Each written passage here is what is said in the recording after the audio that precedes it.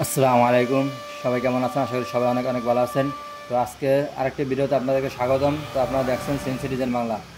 তো আজকের ভিডিওটা খুবই ইন্টারেস্ট একটি ভিডিও। দেখেন আমার মেশিন মেশিন এত ওঠানামা করার কারণটা কি দেখেন। এই মেশিনটা এটা অনেক অনেক বাইরে এই সমস্যাটা পড়তেছেন। আমিও অনেক সময় পড়ছি সমস্যাটা, কিন্তু এখন দেখা গেছে কি আমাদের কিছু নলেজ না থাকার কারণে আমাদের এই সমস্যাটা পোয়া যায়। দেখা যায় অনেক সময় নিয়ে একটা খাট কাটতে হয়। একটা খাটের ডিজাইন মনে করেন আমাদের ঘন্টাখানিক লাগে, কিন্তু সেই ক্ষেত্রে আমাদের দেখা যায় 4 ঘন্টা 5 ঘন্টা শেষ হয়ে যায়। এমন ওঠানামা করতে করতে অনেক সময় লাগে। কোম্পানি মনে করেন রাগ হয়ে যায় তখন একজনের উপর, ডিজাইনের উপর, কারণ ডিজাইনের কোনো সমাধান খুঁজে পায় না। তো এটা ছোট্ট একটা সেটিংয়ের কারণে আমাদের এই সমস্যাগুলো আমাদের ফেস করতে হয়। ঠিক আছে, তো আশা করি এই সমস্যাগুলো আজকে দেখাবো কীভাবে সমাধান করবেন এবং কী কারণে হয় সেটাও দেখাবো। ঠিক আছে, তো ভিডিওটা ধৈর্য ধরে শেষ পর্যন্ত দেখবেন অবশ্যই, তাহলে সমাধানগুলো পেয়ে যাবেন আপনারা। আর এটা শিখে রাখা অবশ্যই ভালো।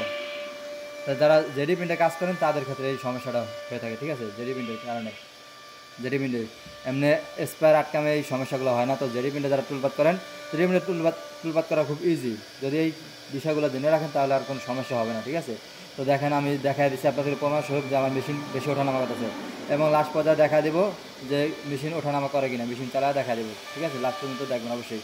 আর যারা নতুন অবস্থায় এই ভিডিওটা দেখতেছেন অবশ্যই চ্যানেলটা সাবস্ক্রাইব করে দিবেন, আর অবশ্যই এটি লাইক করে দেবেন। ঠিক আছে, তো চলুন আমরা কম্পিউটার স্ক্রিনে চলে যাই। ঠিক আছে, আচ্ছা।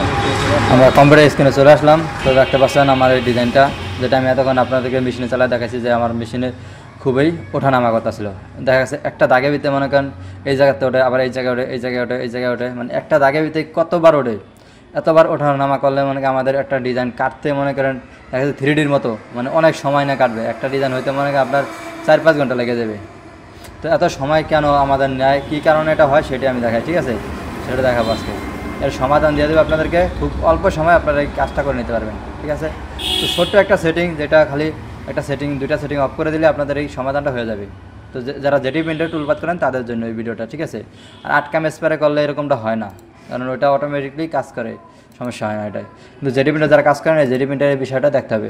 তো সর্বপ্রথম আমাদের কী করতে হবে, দেখেন আমরা যদি এটা টুলপাত করি, টুলপাতের বিষয়টাই সে মেন। টুলপাতে যেভাবে করবেন আপনার মেশিনে ওইভাবে চলবে। তো সর্বদা আমরা টুলপাত যেভাবে করি সেম, আমি পুরো ডিজাইনটা ধরে নিলাম। দেখেন, তো আমি ফ্লোটিংটা আলাদা করে নেই এই জায়গার থেকে। যেমন আমি ফ্লোটিংটা কন্ট্রোল চাপ দিয়ে আমরা এটা আনসিলেক্ট করে নিলাম। ঠিক আছে, এরপর আমার পুরো ডিজাইনটা, আর আমি এই যে কাটার সাইজটা এটা আনসিলেক্ট করে দিলাম।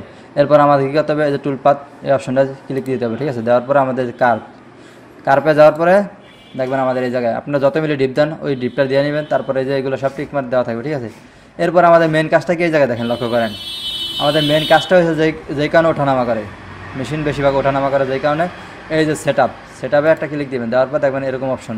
ঠিক আছে, এই অপশনগুলো সব বেরোয় আসবে।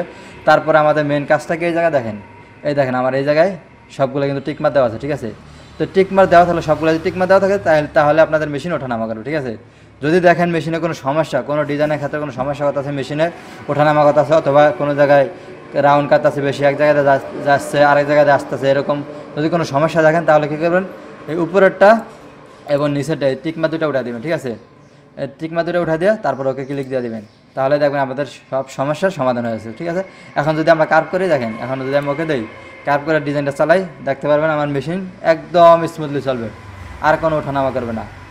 যত সমস্যা থাক ডিজাইনে কোনো ওঠানামা করবে না। ঠিক আছে, আপনি এসপি লাইন দেওয়া করেন আর ডি লাইন দেওয়া করেন বা এস লাইন দেওয়া করেন, যেটা দিয়েই ডিজাইন করেন সুন্দরভাবে চলবে, খুবই স্মুথলি।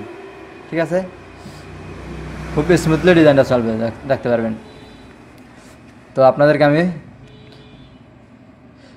আশা করি এই বিষয়টা পুরোপুরি বুঝতে পারছেন। আমি তারপর আপনাদেরকে মেশিনে চালায় দেখাচ্ছি। ঠিক আছে, তো চলুন আমরা মেশিনে চলে যাই, এরপর আপনাদেরকে আবার চালায় দেখাই আমি মেশিনে কেমন চলে। ঠিক আছে, তো এই ডিজাইনটা আমি এইভাবে টুলপাত করে নিয়ে দিলাম।